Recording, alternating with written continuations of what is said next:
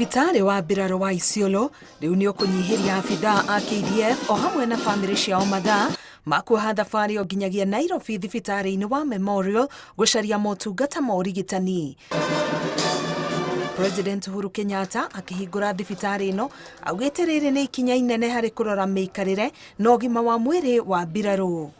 The facility behind us will provide level 4 specialized services including surgical, internal medicine, obstetric, gynecological services, pediatric services, and critical care to service members and their families within this region.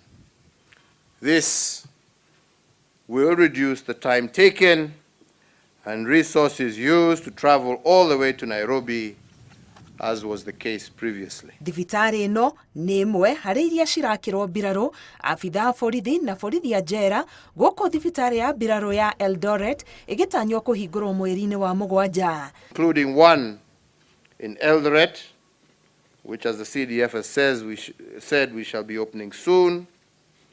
Another in Roiro for our prison service. And another at Magathi in Nairobi for our Kenya Police Service. Isiolo Regional Hospital has been staffed with highly skilled professionals and furnished with state-of-the-art modern equipment for diagnosis and treatment that has no match in this entire region. These facilities being facilities that have uplifted the morale of both the troops and the families, I can assure you, Your Excellency, that our performance will be better than ever. Thibitarĩ ĩno ya Isiolo ĩrĩ na mũigana wa itanda 105.